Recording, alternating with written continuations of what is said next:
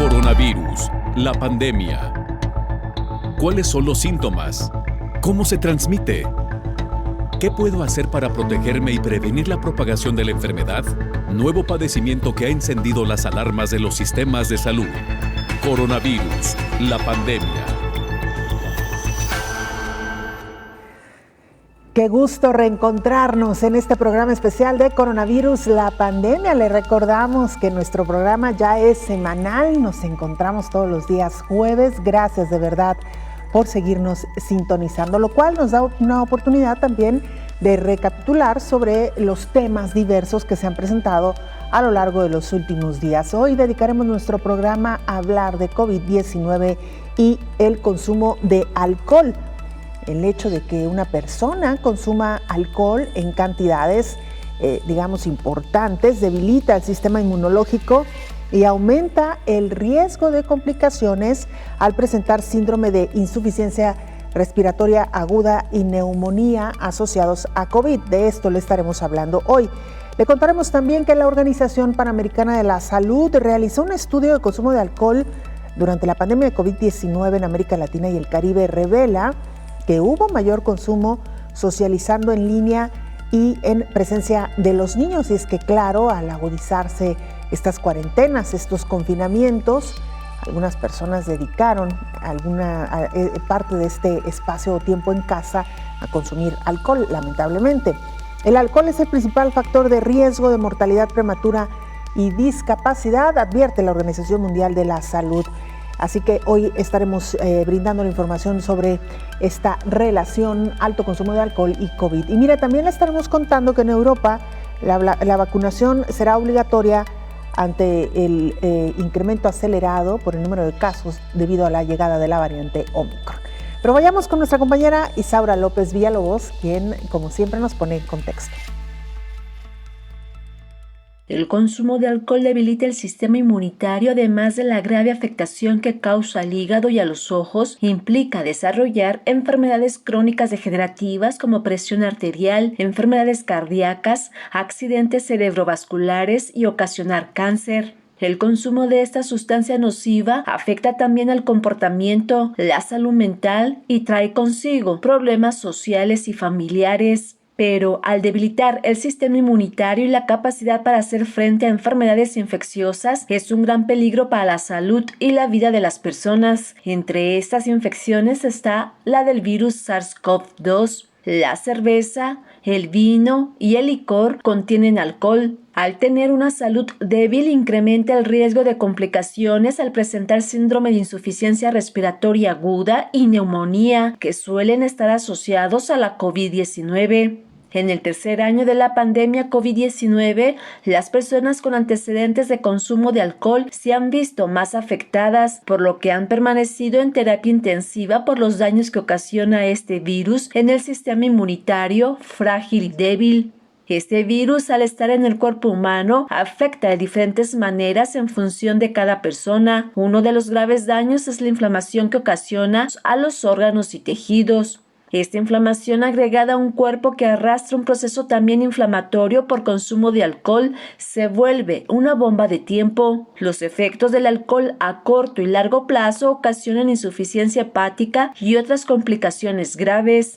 La COVID-19, a lo largo de estos 750 días de impregnarse en el mundo como la drosera, una planta carnívora que, aunque su extracto es usado para combatir bacterias y virus y curar gripes, resfriados, enfermedades respiratorias, alergias y asma, no deja de ser letal. Mientras que el SARS-CoV-2 ha sido un dolor de cabeza que causa con sus diferentes variantes un sinnúmero de afectaciones, como es neumonía, altamente peligrosa para la vida del ser humano.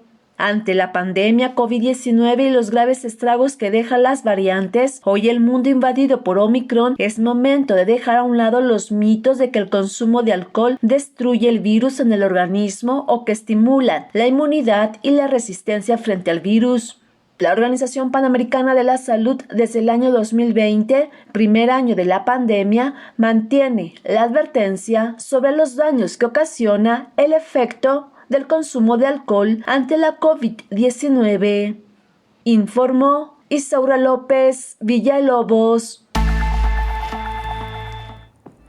Entre las noticias que le tenemos que compartir que surgieron en los últimos días está una muy buena noticia. La Organización Mundial de la Salud ha autorizado la distribución de 2 fármacos para tratar COVID-19. La Organización Mundial de la Salud dio luz verde recientemente a 2 nuevos fármacos contra la COVID-19, los medicamentos baricitinib y sotrovimab. Uno de los fármacos se usa para tratar la artritis reumatoide y se recomienda en pacientes con síntomas graves de coronavirus, mientras que el otro se emplea en enfermos con indicios de coronavirus no severos, pero con riesgo de hospitalización. El aval llegó tras el visto bueno de un grupo de expertos internacionales que trabajan en la OMS y cuyos resultados se publicaron en la revista científica el British Medical Journal. El baricitinib es un medicamento que sirve para reducir la inflamación y también es utilizado para tratar la artritis reumatoide. Se recomienda especialmente para pacientes con COVID-19 en estado grave o crítico, en combinación con corticosteroides, una variedad de hormonas que usan para curar la primera de estas enfermedades. La recomendación del grupo se basa en pruebas de certeza moderada, de que mejora la capacidad de supervivencia y reduce la necesidad de respiración asistida, sin observarse un aumento de los efectos secundarios. Los expertos de la OMS señalan que tienen efectos similares a los de otros fármacos para combatir la artritis, llamados inhibidores de la interleucina 6, por lo que cuando ambos están disponibles, sugieren elegir uno en función del costo, la disponibilidad y la preferencia del médico. Aclararon que no se recomienda el uso de ambos fármacos al mismo tiempo. Además, aclaran que no se debe usar 2 inhibidores en pacientes con COVID-19 en estado grave o crítico, ya que las pruebas de escasa fiabilidad en los ensayos clínicos no mostraron ningún beneficio y sugieren un posible aumento de efectos secundarios graves con el tofacitinib.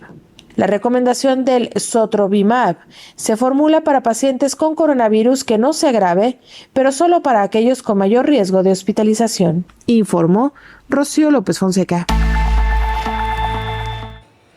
Hemos hablado en reiteradas ocasiones sobre el COVID largo, este concepto que ya ha sido reconocido y descrito además por la Organización Mundial de la Salud. Sin embargo, hay algunos pacientes que están atravesando por este padecimiento, el COVID largo o COVID prolongado, y son discriminados.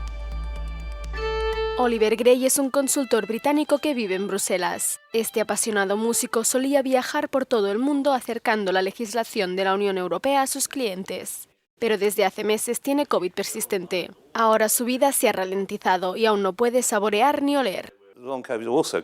La COVID también hace que dejes de funcionar. Te duele el cerebro, no estás donde estabas antes. No eres normal. Después de un tiempo, piensas, ¿alguna vez volveré a la normalidad? La parte más difícil para Oliver ha sido la falta de apoyo de la sociedad y del sistema sanitario.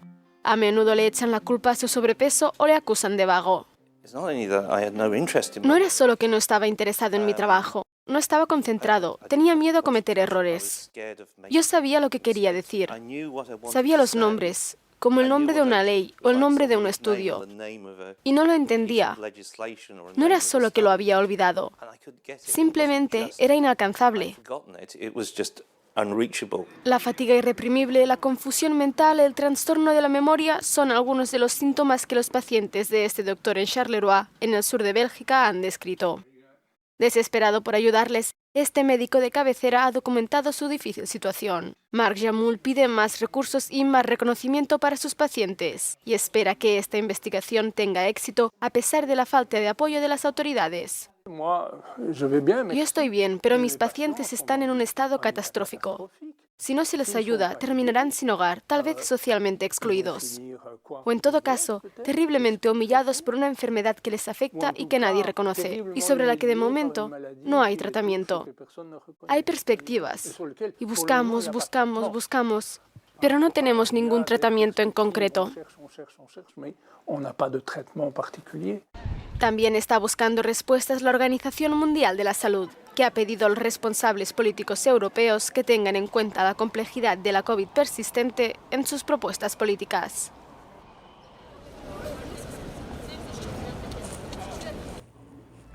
Este fenómeno del COVID largo o COVID persistente también lamentablemente ha alcanzado a los más pequeños, a los niños.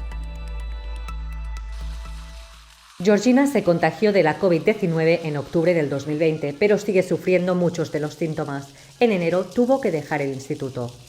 Iba dormida, con los dolores de cabeza volvieron, pero más fuertes,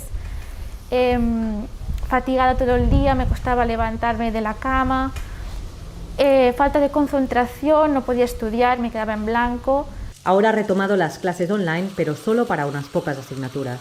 Antes estudiaba mucho, sacaba muy buenas notas y claro, ahora viendo que no puedo estudiar y que no se me retienen los conceptos, no sé de qué estoy hablando, no sé relacionar conceptos. El de Georgina es uno de los 60 casos tratados en la única unidad dedicada a la COVID persistente infantil en España. Y a nosotros lo que nos preocupa es sobre todo la repercusión neuropsicológica, ¿no? De alguna manera estos niños tienen problemas en el instituto, en el colegio, para seguir las clases. Algunos no pueden ir al colegio, otros las pueden hacer online, pero lo que sí que tienen son dificultades de concentración. Su padre asegura que Georgina no es la misma y se pregunta cuándo se recuperará. De hacer una vida normal a no hacer nada. No poder estudiar, no poder dormir y no poder relacionarse. No poder hacer actividad física. ¿Cuánto va a tardar en irse? ¿Cuánto tiempo? Y si se le va a ir todo. Son preguntas que los doctores aún no pueden responder. Se le llama el síndrome COVID persistente, pues no sé hasta cuándo de persistente va a ser. Yo creo que esto, en el paso del tiempo, veremos qué secuelas hay. Yo confío en que no, en los niños. Yo confío que, pero también todavía tenemos muchas respuestas que no tenemos. Para que se recuperen tan rápido como sea posible, por ahora reciben un tratamiento adaptado a cada caso. Se basa tanto en la rehabilitación física y respiratoria como en la neurocognitiva. 4, 6... 9. Los niños suelen padecer infecciones leves o no tener ningún síntoma, pero en cambio los médicos aquí consideran que tienen el mismo riesgo que los adultos de sufrir COVID persistente. Laura Ruiz Trullols, para Euronews, desde Badalona. Vamos a hacer una pausa, la primera, pero regresamos porque todavía hay mucha información para compartir con usted.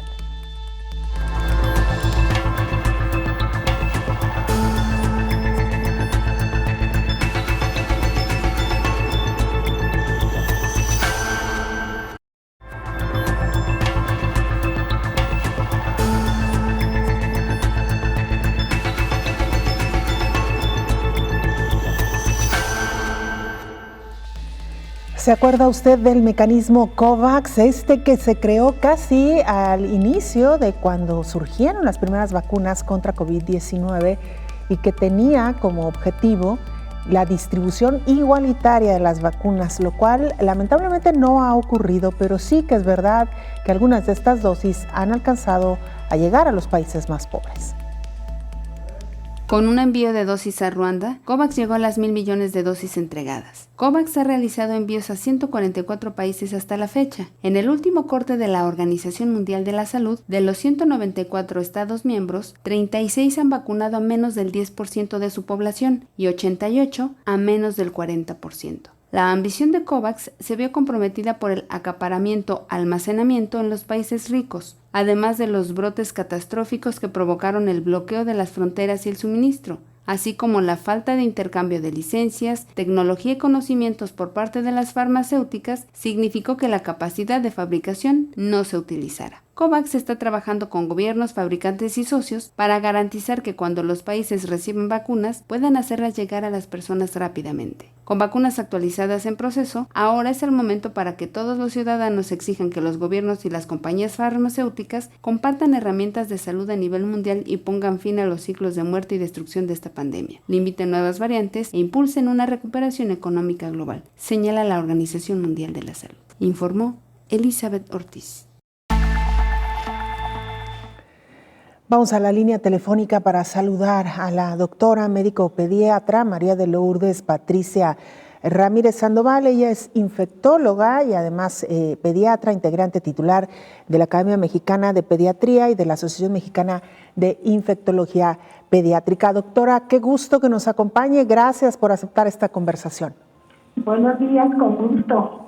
Doctora, pues lo primero que le tengo que preguntar es una inquietud y una preocupación recurrente entre los padres de familia, sobre todo ahora que en la mayoría de los estados en México han regresado a las aulas para tomar clases. ¿Qué debemos de tomar en cuenta con este COVID-19 en la población infantil? Y quisiera referirme en particular a la variante Omicron, que es la que ya está dominando en México. ¿Cómo está afectando la variante Omicron a los niños? Pues vamos a empezar por decir que la variante Omicron es un virus más del medio ambiente. Por la temporada invernal en la que estamos, pues estamos en contacto con rinovirus, con virus de la influenza, por supuesto coronavirus. Entonces este coronavirus, pues ya sabemos que llegó con nosotros desde hace 2 años, ¿verdad? Desde diciembre de 2019 que se identificó. Y bueno, pues actualmente la Universidad de Johns Hopkins nos reporta al 16 de enero en México, pues 4.349.000 casos, o sea, muy elevado, y un total de muertes de 301.034. Esto quiere decir que el virus que tenemos ahora, como usted bien lo dice, el dominante es el Omicron. Y este virus se ha hecho pues muy potente porque tiene muchas mutaciones. Este virus, el original, tiene 4 proteínas estructurales. Entre las más estudiadas es la espiga. Y esta espiga tiene a la vez 16 proteínas no estructurales y 6 proteínas accesorias. Y estas les sirven para replicarse de la célula y evadir el sistema inmunológico. Pero además, esta misma espiga, en su parte superior, contiene una subunidad que se llama RBD, que es el dominio para que entre la célula y obligue a la replicación, lo que hace que todos los pequeñitos que no han sido vacunados pues tengan ese riesgo de mayor contagio, porque es una variante con más de 40 mutaciones. Y esto la hace ser más transmisible, sobre todo entre el día 3 y 6, sexto después de haber iniciado los síntomas. Lo hace ser más infecciosa, sobre todo en vías respiratorias, y mayor riesgo de reinfección aún en los pacientes vacunados. Entonces, ¿qué pasa con los chiquitos que no han recibido vacunas en nuestro país? Que al estar por primera vez en contacto con este virus, se infectan rápido. Claro. Ahora, doctora, esta variante, como usted lo explica, es mucho más contagiosa. En consecuencia, los niños, tanto como los adultos, pues están en más riesgo. Pero, ¿qué pasa con, digamos, la gravedad de los síntomas que está reportando Omicron en la población infantil versus o en comparación con las otras variantes que ya hemos sorteado? Mire, es importante, si esta cepa, por tantas mutaciones que tiene, es más infectocontagiosa, pero sus síntomas son más leves. No obstante, nos falta estudiar mucho, sobre todo en población mexicana, pero los estudios que hasta ahora han sido reportados en otros países, de hecho la CDC, que es uno de los centros de control de Estados Unidos, ellos estudiaron y se presenta inicialmente tos en un 89%, fatiga en un 65%, congestión nasal y dinorrea, digamos, mosquito transparente en un 59%, fiebre en un 38% y náuseas y vómitos, situación que no se había visto antes con la cepa original. No obstante, las diferencias entre el virus Omicron y un resfriado común está basado en que en el resfriado común solamente puedes presentar síntomas muy leves como un dolor de garganta, pero no hay fiebre y remite en el tercer día. Cuando ese es un resfriado común. En la gripe va a haber nariz congestionada, garganta afectada, no hay fiebre, y por el dolor muscular, y esto te lo da el rinovirus, por ejemplo. Pero el Omicron da garganta irritada con un dolor muy importante que dura 5 días, aproximadamente entre 3 y 7 días con una media de 5 días. Hay congestión nasal, hay tos seca y mucho mucosidad, rinorrea le llamamos médicamente, o moquito, mucho moquito transparente, sobre todo pero además se ha aunado a infecciones intestinales o diarrea. Claro, doctora, ¿cuáles serían los signos o síntomas de alarma que los padres deberían observar en los pequeñitos, independientemente si se tuvo contacto o no con una persona infectada con el virus del SARS-CoV-2? Sería la fiebre prolongada, el dolor de pecho o dolor en la parte del tórax, dificultad para respirar y una oximetría por abajo del 94%. Eso es. Ahora, doctora, muchos papás se están preguntando, ¿deberían enviar o no a sus hijos a los planteles educativos? Y de ser así, de ser la respuesta sí, ¿qué le diría a estos padres? Bueno, aquí tenemos que individualizar a cada uno de los pacientes porque todos los niños son diferentes. Hay que individualizar desde ver cuáles son sus factores de riesgo. Vamos a empezar por individualizar. No es lo mismo un niño que tiene 4 años a un niño que tiene 8 años. El sistema inmune es totalmente diferente. Hay que ver el tipo de nutrición, si tiene comorbilidades, si es muy obeso, si es asmático. En realidad se va individualizando y ese marco se le dejaría al médico que ve a este pacientito. Doctor, otra de las preguntas que constantemente nos hacen llegar a este programa es sobre las vacunas para los menores. Si bien es verdad, en nuestro país, México, aún todavía no se vacuna a los niños, sí que hay otros países donde ha iniciado esta vacunación. ¿Qué es lo que se conoce, que se ha podido observar respecto a las reacciones que esta vacuna ocasiona? Bueno, sabemos que hay múltiples vacunas. Sin embargo, la que está estudiando más y la que se ha aplicado más, sobre todo en Estados Unidos, pues es la Pfizer. Esta vacuna se está aplicando en otros países de niños de 5 años en adelante con muy buena aceptación y eventos adversos, pues la verdad es que son mínimos. En México ahora estamos vacunando a los niños mayores de 12 años con comorbilidades, probablemente porque no tenemos suficiente abasto. Doctora, nos preguntan también el nivel de transmisión y de contagio en la población infantil. ¿Qué tan susceptibles son los niños de contagiarse y de mostrar síntomas graves, pero a su vez también qué tan susceptibles son ellos de infectar a los adultos? Bueno, son altamente de riesgo los pequeñitos, porque bueno, sabemos que los niños tienen que traer su cubrebocas, sobre todo los mayores de 2 años, que son los que pueden decir en algún momento si les falta el aire, ¿verdad? Y el pequeñito no.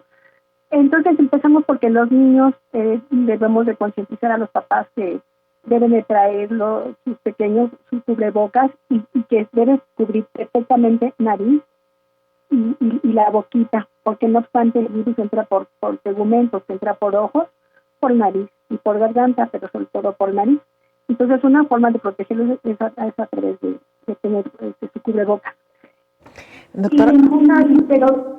Pero si este pequeñito está infectado por otro compañero de la escuela o por un familiar o porque va en el transporte público, no sé, y se infecta ese pequeñito, va a presentar los síntomas ahora con el Omicron entre 3 y 5 días con una mediana de 4 días. Están los síntomas, el niño puede infectar a adultos, sí, por supuesto, pero en el adulto se van a ver muy, muy leves los síntomas, sobre todo si ya cuentan con sus 2 dosis de vacuna o con 3 dosis de vacuna. Pero los pacientes adultos que no han recibido vacuna, entonces sí podemos tener problemas muy serios. No obstante, en los hospitales, los pacientes que tenemos ahora sí que hospitalizados son justamente los no vacunados. Claro, le recordamos a nuestra audiencia que estamos charlando con la doctora María de Lourdes Patricia Ramírez Sandoval, infectóloga y es pediatra, afiliada a la International American Academy of Pediatrics y también miembro numerario de la Asociación Mexicana de Infectología y Microbiología Clínica. Doctora, otra pregunta muy recurrente que nos llega y sobre todo de padres preocupados, las pruebas de detección para los menores. ¿Cuál sería la recomendación? ¿Aplica lo mismo que para los adultos? Es decir, si se tuvo contacto con una persona contagiada, asumir que se pudo haber contagiado y resguardarse, no necesariamente hacer una prueba. ¿Qué recomendaría usted, sobre todo para los pequeñitos, que puede esta prueba resultar muy incómoda? Bueno, lo que pasa es que cuando tenemos un pacientito con todos los datos clínicos sugestivos de una infección por COVID, y si no tenemos ningún paciente, ningún familiar que esté en la familia enfermo, sí es conveniente realizarle la prueba al pequeñito, porque como comparten los síntomas otros virus y COVID, estar dando seguros de que este paciente está acusando con un problema de COVID, y sí se debe tomar la prueba en estas condiciones. ¿Qué prueba? Bueno, se puede hacer el antígeno, que es una prueba rápida, antígeno para coronavirus, o se puede hacer el PCR.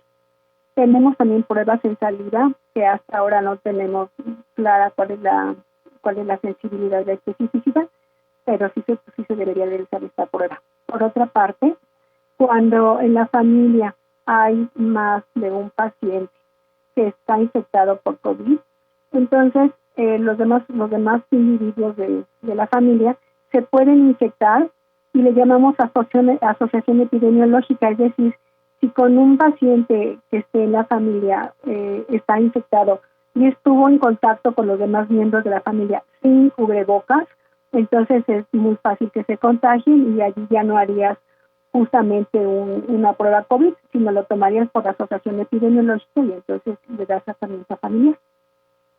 Doctora, muchas gracias por su tiempo, muchas gracias por compartir su conocimiento también. Muy buen día. Le agradezco. Es la doctora María de Lourdes Patricia Ramírez Sandoval, infectóloga, pediatra, es integrante de la Academia Mexicana de Pediatría y de la Asociación Mexicana de Infectología Pediátrica. Esperemos que haya respondido a todas las preguntas que ustedes nos han hecho llegar a este espacio. Vamos a una pausa, regresamos con más información.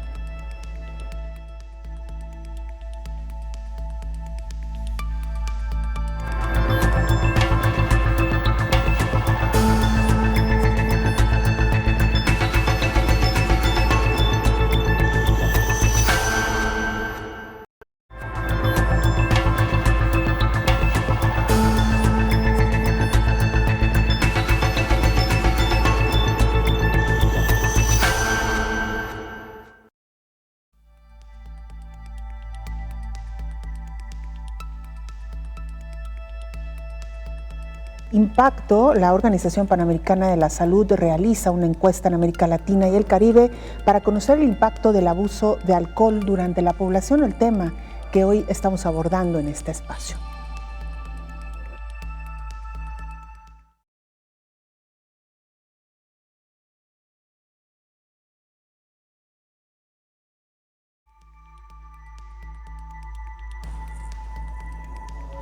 Bueno, antes de presentarle esta noticia, se lo decíamos ya al inicio de nuestro programa, estamos deteniéndonos un poco sobre la relación que hay entre el abuso en el consumo de alcohol y los riesgos que esta práctica podría tener en medio de una pandemia como la de COVID-19, contrario a estos rumores sin fundamento o dichos sin fundamento en el sentido de que consumir alcohol puede inhibir la presencia del virus.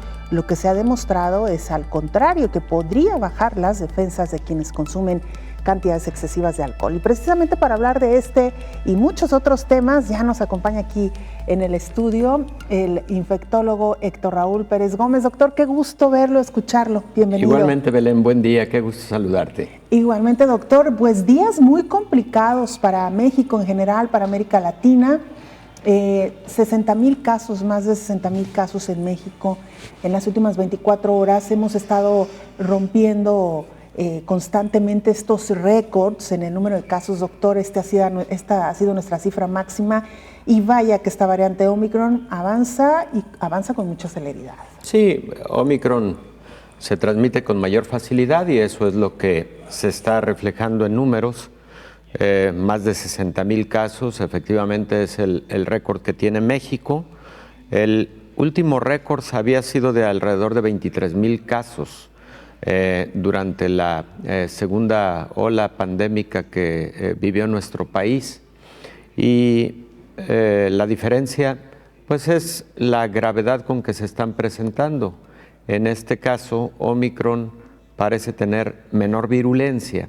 Sin embargo, fíjate, Belén, que, y perdón por el paréntesis, porque el tema que nos ocupa es otro esta mañana, pero creo que no es tan pertinente insistir tanto o dejar el mensaje tan grabado de que Omicron tiene menos virulencia y se comporta con menor gravedad.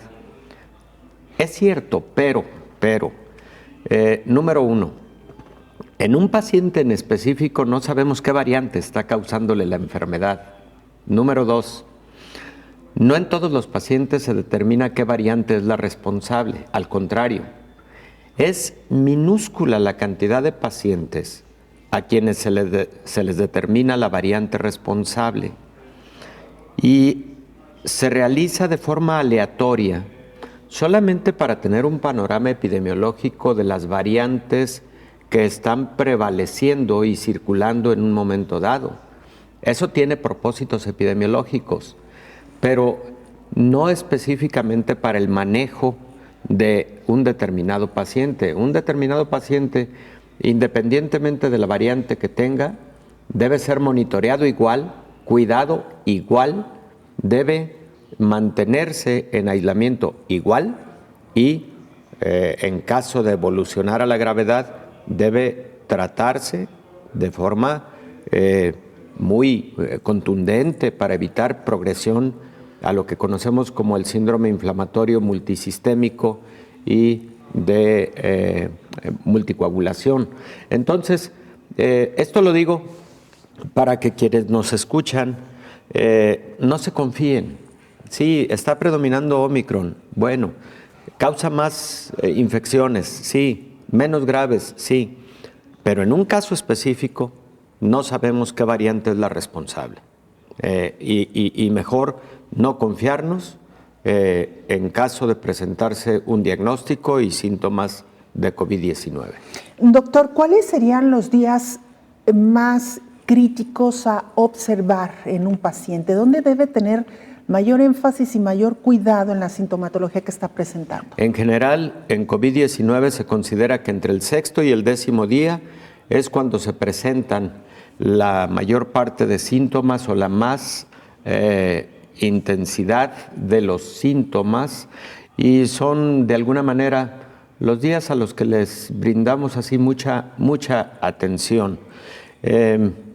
No lo decimos con tanta frecuencia porque luego también interviene el factor psicológico, ¿no? Y entonces las personas en el día 6 dicen hoy empieza la catástrofe o alguna cosa por el estilo, pero es la realidad. Entre el 6º y el 10º día tenemos la parte más crítica de sintomatología en el paciente que se va a poner grave, en el paciente que va a evolucionar a la gravedad, pero en general, desde el momento de diagnóstico de COVID o incluso antes, cuando se sospecha que hay COVID, hay que empezar a monitorear perfectamente bien a un paciente con oximetría, con pulso, temperatura, etcétera, y estar en cercano contacto con el equipo médico, con el médico tratante o con el hospital o clínica de su predilección.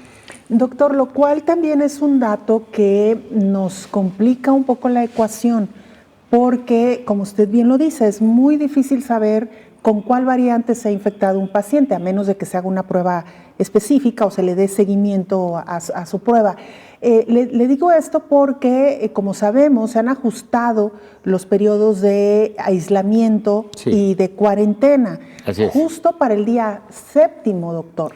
No sabemos si un paciente tal vez esté contagiado con la variante Delta y al 7º día ya lo estamos mandando de nueva cuenta a trabajar, a la escuela o a realizar sus actividades, doctor. Sí, la verdad, Belén, es que a mí en lo personal no me gustó la adaptación del periodo de aislamiento. El periodo de aislamiento era, y la regla, 10 días a partir de la prueba positiva en los asintomáticos o 10 días a partir del inicio de los síntomas, siempre y cuando fuera un caso ambulatorio, no grave, y siempre y cuando ya hubieran transcurrido por lo menos 24 horas sin fiebre y sin tos. Así era la regla, dictada por la OMS hace aproximadamente 1 año y medio. Cambian las cosas, se reduce a 7. No me gustó del todo la idea y uno de los motivos es exactamente el que tú manifiestas. No sabemos si un determinado caso es Omicron. Suponemos, porque esta gran ola mundial que estamos viviendo es predominantemente Omicron, pero suponemos. Sin embargo, ¿qué pasa si no fuera Omicron? ¿Qué pasa si fuera Delta o si fuera Alfa y estuviéramos ante un paciente que tiene mayor persistencia virológica en la vía respiratoria? 7 días no van a ser suficientes de aislamiento y entonces puede haber un riesgo de transmisión. No me gustó a mí mucho la idea.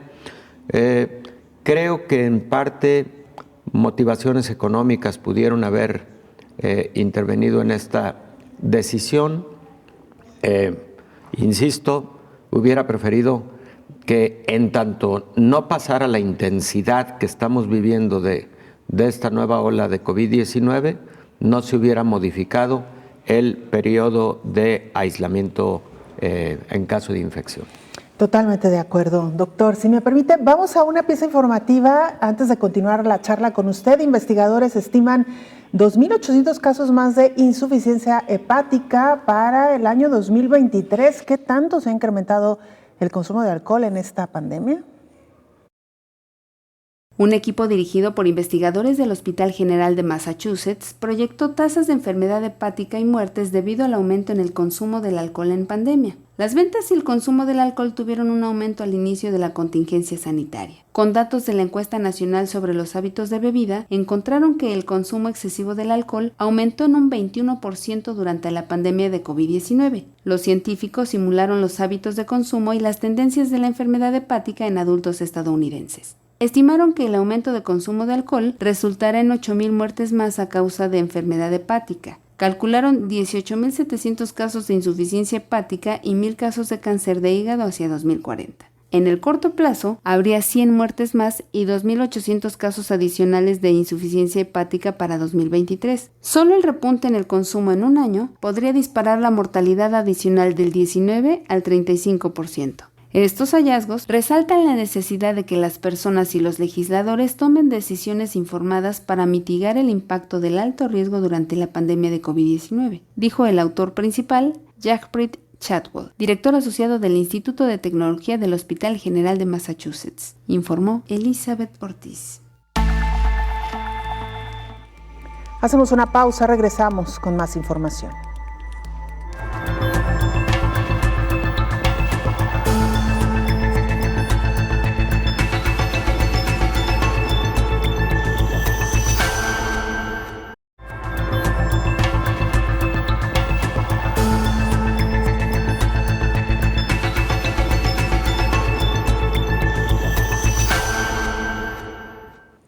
Vamos a Colombia para saludar a nuestro compañero Richard Quiñones de Oriente Noticias Bucaramanga, quien nos actualiza información. Te saludamos, Richard, adelante. Hola, ¿qué tal? Un saludo especial desde Colombia. Ya estamos listos para contarles lo que ocurre de ese lado de Latinoamérica con relación al COVID-19. El último reporte entregado por el Ministerio de Salud colombiano arroja que hay alrededor de 24.472 casos nuevos de coronavirus y a su vez en las últimas horas se procesaron 100.800 pruebas, 55.487 de PCR y 45.313 de antígenos. Al menos 134 personas perdieron la vida como consecuencia de la pandemia en las últimas horas. Además, el país completó 5.568.068 contagios desde que inició la pandemia en marzo del año 2020. De estos, al menos 5.258.204 se han recuperado tras la llegada de Omicron a Colombia, una variante que ha demostrado ser altamente contagiosa pero que produce síntomas más leves. La mayoría de las personas que están siendo ingresadas a hospitalización por coronavirus o incluso que han fallecido siguen siendo aquellos que no se han vacunado contra el COVID-19, así lo demuestran los más recientes datos de un estudio que está realizando el Ministerio de Salud en Colombia. Según el mismo ministro Fernando Ruiz, vacunarse sigue haciendo la gran diferencia. Por ejemplo, a partir de los datos recolectados desde el 26 de noviembre a la fecha, se puede concluir que las personas que ingresaron a hospitalización son mayores de 80 años y no se han vacunado. Una gran advertencia emitió el ministro de Salud frente a la escasez de dosis de Moderna que existe en el país, por lo que anunció que el biológico de dicho laboratorio únicamente se aplicará a los colombianos que necesiten la segunda dosis contra el COVID-19. Es decir, las personas que necesiten la primera dosis deberán hacerlo también con otros biológicos. Hay también que contarles que más de 2 millones de biológicos de Pfizer llegarán en las próximas horas al país tras el apoyo que ha realizado el gobierno alemán. Por ahora, es la información que manejamos desde Colombia. Continúen ustedes con más información en estudio en México. Muchas gracias, Richard. Por supuesto, un abrazo, un saludo a nuestros hermanos colombianos. Doctor, regresamos a este tema. Lo decíamos ya, un incremento sustancial en el número de casos. Y algo que me ha llamado la atención, doctor, es ¿por qué oficialmente no se ha declarado una cuarta ola? Si hemos roto récords, todos los récords en cuanto a número de contagios, doctor.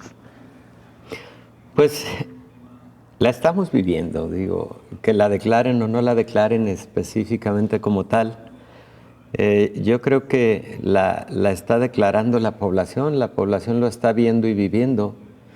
Y no solamente es una cuarta ola, sino es la más intensa en el número de contagios, no precisamente en el número de fallecimientos, que bueno, por ese lado, no precisamente por el porcentaje de hospitalizaciones, que bueno, por ese lado, pero es una ola que está también impactando mucho desde el punto de vista económico. Puede ser que impacte como ninguna otra por el ausentismo laboral. Recordemos que en muchos países incluso se están generando medidas para hacer más práctico el aislamiento en caso de enfermedad. Para el caso de México, por ejemplo, desde donde transmitimos, el Instituto Mexicano del Seguro Social generó una estrategia que permite en línea solicitar el permiso de aislamiento. Son 7 días más 3 de recuperación. De alguna manera son 10 días, que yo quisiera que los tomaran como 10 días de aislamiento, de confinamiento, por lo que decíamos hace unos minutos, pero esto ha permitido que las personas no tengan que acudir presencialmente a hacer ese tipo de trámites administrativos para tener el permiso de aislamiento o de confinamiento.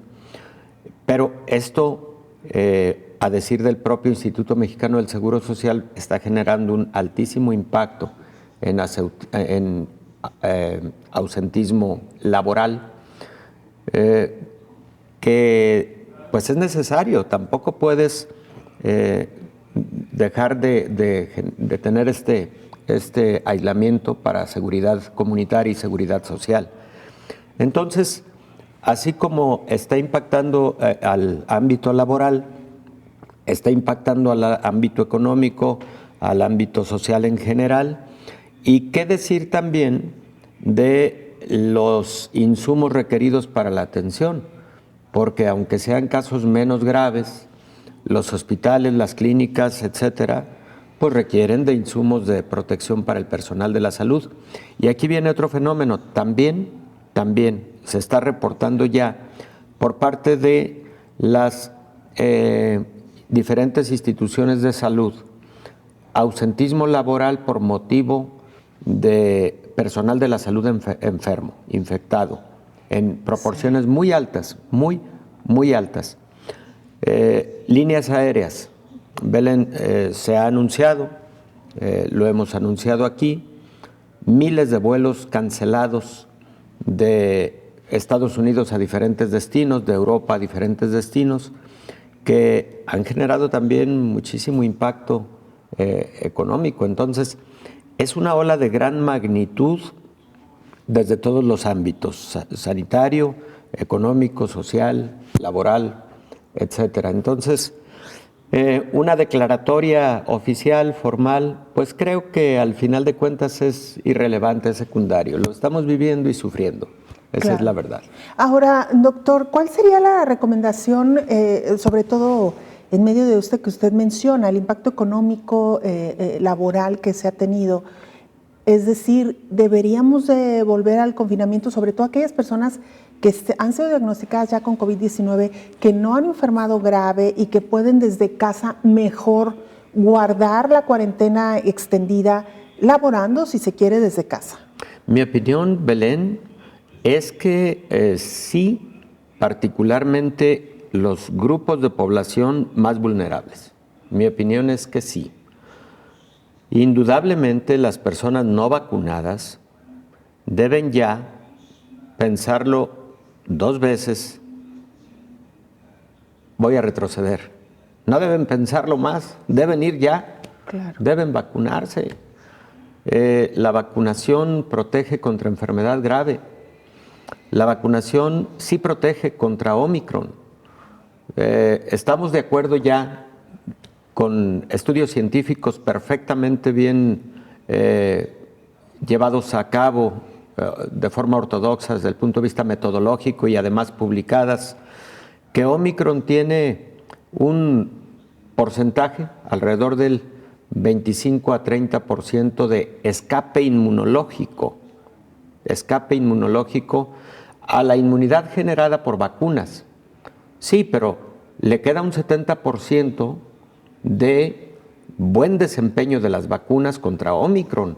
Entonces ese es otro aspecto que no debemos perder de vista e insistirle a la población, por un lado, a quienes no se han vacunado por diversos motivos y que ya deberían de haberlo hecho, que se vacunen, por favor, se protegen y protegen a los demás. Y a los ámbitos gubernamentales, acelerar el ritmo de la vacunación, porque todavía hay en ese sentido mucha inequidad y ya en momentos no tanto por la cantidad de biológicos que se puedan adquirir, sino también en la logística y velocidad de aplicación de estos biológicos al interior de los diferentes países. Y los refuerzos, doctor, que también son importantísimos. Hay países que ya están en 4º refuerzo, como Israel, Emiratos Árabes Unidos. Hay países que no han tenido ni una sola, no han llegado a un 20% de su población con una dosis de la vacuna. Hay mucha inequidad en ese sentido, pero qué bueno que tocaste el punto de refuerzo.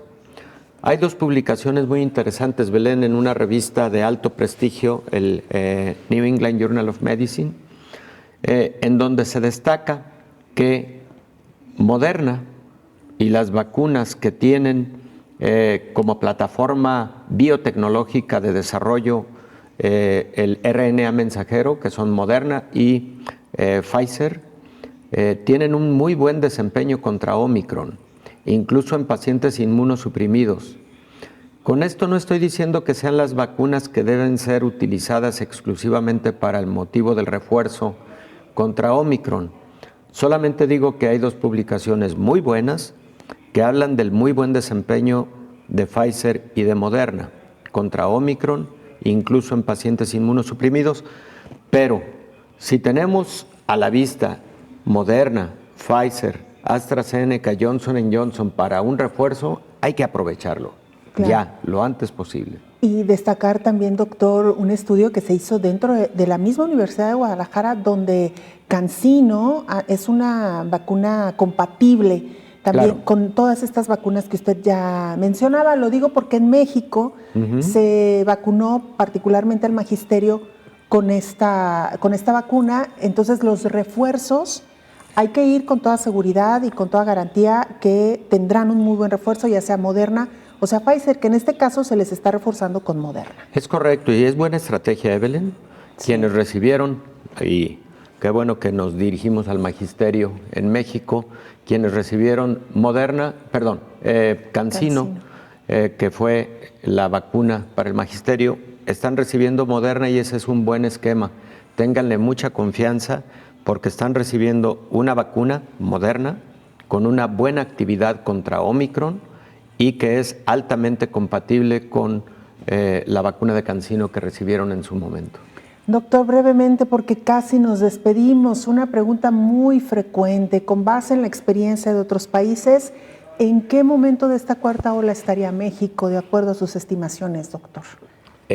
Estamos todavía no en el pico máximo.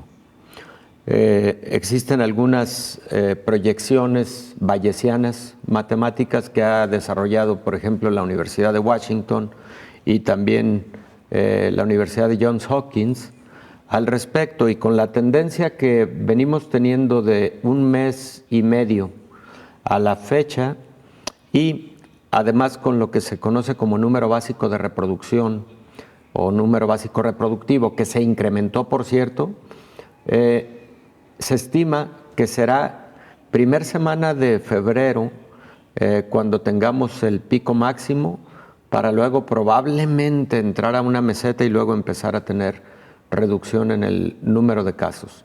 Ojalá y pudiéramos tener esto un poco antes, ¿no? Ya nos encontramos prácticamente en la tercera semana, entrando a la tercera semana de enero, pero se estima que todavía 15 días estaremos con mucha intensidad pandémica. Importantísimo el dato para seguir, doctor, cuidándonos al máximo. Claro. Esta ha sido una variante altamente contagiosa. Evitar el contacto con otras personas si no es necesario, y ojalá también los empleadores pudieran entenderlo en ese sentido y tratar en aquellos trabajos que se pueda, que la gente vuelva a trabajar desde casa. Esto va a ayudar mucho. Es correcto. Y cuando sea estrictamente presencial, que observemos las medidas de protección, que cada quien en lo individual las adopte, las haga hoy más que nunca suyas, que busque los mecanismos para estar en menor contacto con los demás, sana distancia, uso de cubrebocas, el lavado frecuente de manos, en fin, todo lo que ya cada quien sabemos. Ventilación, hombre, en aquellas oficinas en donde existe esa posibilidad. Y mira, Belén, un tema que tocamos de manera muy oportuna el año pasado en este programa, creo que vale la pena volverlo a tocar, que se refiere filtrado del aire en espacios cerrados.